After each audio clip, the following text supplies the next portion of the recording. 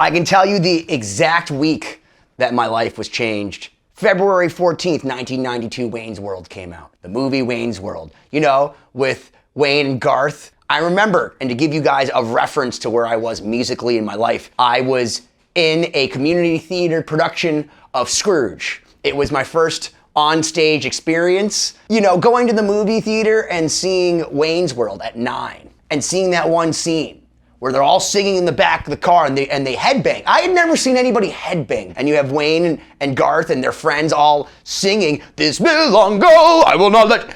Everything that goes on in Bohemian Rhapsody. And I remember thinking that this is so absurd and this is so ridiculous and so awesome because I was in the theater and, you know, 5.1 surround. It really made a difference for me because it's Bohemian Rhapsody. "This will long go, I will not let you go," goes around your head. So little 9-year-old me in Scrooge was like, "What is this?" And just as they're calming down, goes into this beautiful, beautiful guitar solo. This rocks. This is as cool as it gets.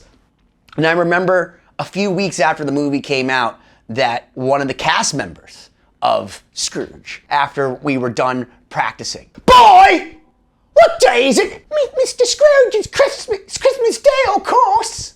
That was my line. And I remember some of the 15, 16-year-old kids brought out a cassette tape and they started playing Bohemian Rhapsody and they started doing the same thing as Wayne's World. And I remember looking at that cassette tape and going, for the first time in my entire life, I need to buy a cassette tape. I need to hear this over and over and over and over again. That's Queen, my twin brother Brian and I. Yeah, no, we're not identical. He wishes. I remember we pooled our allowance money. We couldn't both afford 2 tapes. We had classic Queen and Queen's greatest hits. And I remember my brother and I going down to Record Town and paying like $11.99 or something for a tape. I didn't pay attention to guitar back then. It wasn't like I had that producer mind that I have now where every time I listen to something I go, I wonder what amp he used, or I wonder what guitar he used. I just listened to those records. What I realized later in life was, holy bejesus, Batman, Brian May did the coolest things ever with his guitar, and I didn't even realize it was guitar, because Brian May gazillion tracking guitars to make this crazy orchestra. A Night at the Opera, you'll have a song like 39, which is like almost like it's like a crazy acoustic song, and then it'd go into Lazing on a Sunday Afternoon. He basically makes his guitar sound like a kazoo. Good old-fashioned Lover Boy, Killer Queen, Brighton Rock off Sheer Heart Attack, Stone Cold Crazy. So many different songs where Brian May has just so many cool different sounds to his guitar.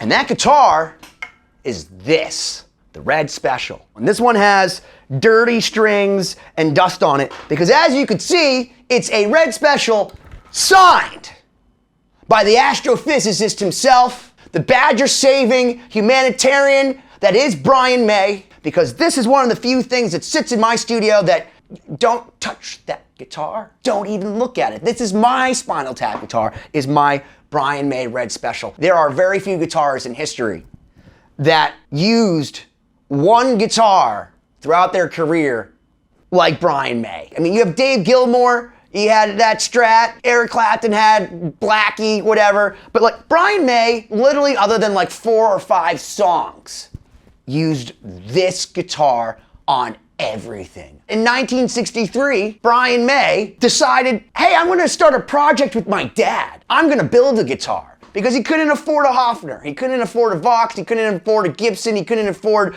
a Fender. So he had to build a guitar with his dad. Now, just to give you an idea, I think my dad and I one time built 2 little engines that could like go like back and forth with each other with like balls. Like that was the extent of my dad and I experimenting on things. Brian May and his dad took a old freaking fireplace, made a neck out of it for the guitar. In fact, Brian May said that he had to put matchsticks because there were wormholes in the neck. He made this with his dad, not this one. The real Red Special might be one of the most valuable and iconic guitars of all time, but he plays that guitar everywhere. They took some oak, the fingerboard was painted black. The mahogany on his guitar was veneer. It was like a plywood with like little inserts of wood. He made this with his dad and was smart enough to get these 3 Burns Trisonic pickups He saw Jeff Beck one time stand in front of his amp, and apparently he moved it around and he was getting feedback. So Brian May was like, you know what? I want feedback. It's almost like he was gonna be a future astrophysicist, because he was like, I can figure that out. I can wire these pickups and I can make them in and out of phase, and I'll make a little switch to turn each one of them off and on and wire them in a way where they can make all these strange noises, because all the crazy noises, all the whimsical guitar solos and the things that sound like trumpets or violins and crazy other instruments that are really just Brian May's guitar are all just different positions on the Red Special. Turning on and off the pickups, deciding whether they're gonna be in phase, out of phase. Above my pay grade! The guy is outrageous. He's an animal rights purveyor. He's the best. Because Brian May plays so effortlessly and with such finesse that you don't necessarily think of him as a technician.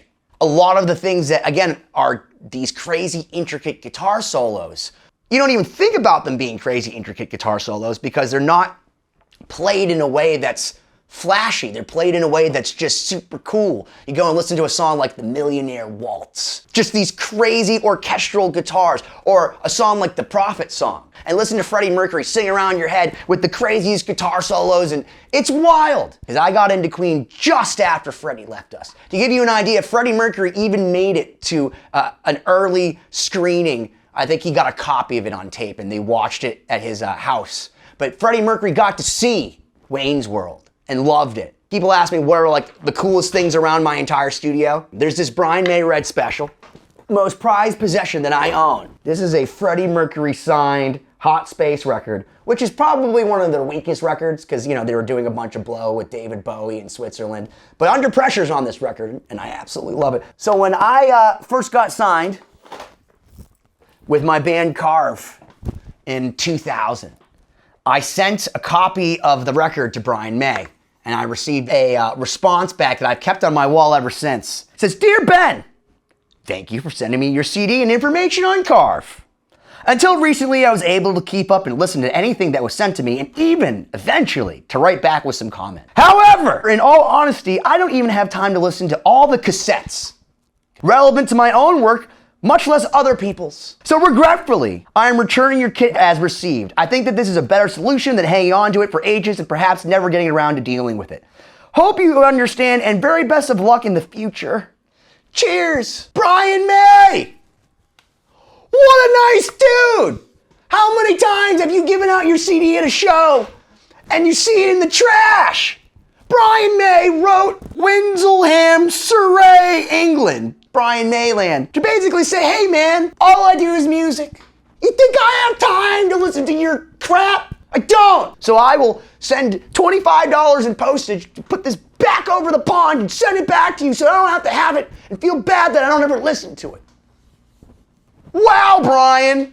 In the early 80s, Brian May and friends came out with something called the Starfleet Project, which is two of my favorite people on the planet, Eddie Van Halen and Brian May. But I listened to this record, and I gotta tell you, it's not as good as I thought Brian May and Eddie Van Halen would be. And the irony is that they both love Eric Clapton, and this was supposed to be a tribute to Eric Clapton, and they sent it to Eric Clapton. And Eric Clapton basically was embarrassed for them and said that this sucks.